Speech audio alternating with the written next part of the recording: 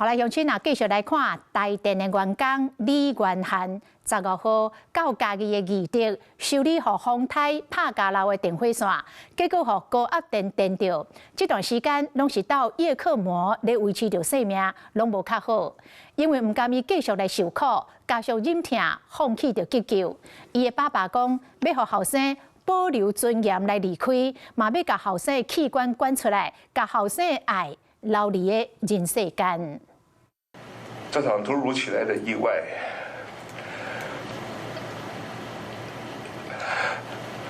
让我们痛彻心扉。忍痛放弃急救，伊是进前为了抢救电力，无说2号高压电电掉的胜利的台电员工的老爸。看着孩子的受苦，我们真的很不忍心再用这些高端的维生系统勉强撑着他的生命的象征。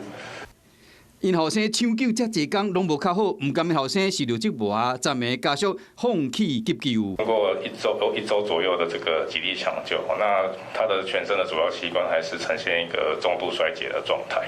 36岁胜利的台电员工，15号暗时伫家己的义德抢修等下说风台吹歹起高压电线时无说字，和6000报道的高压电电到当场心脏就停去，到叶克膜了后有恢复心跳。不过规身躯2成深度的烧烫伤的伤势拢无较好。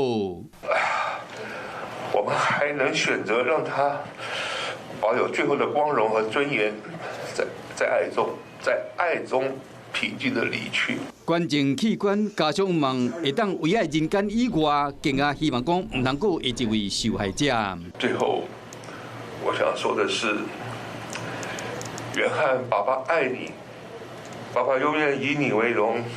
谢谢大家，谢谢。Hello， 我是林仙怡。想要抢先掌握最及时的新闻资讯吗？赶快订阅、按赞、开启小铃铛，锁定华视新闻 YouTube 频道。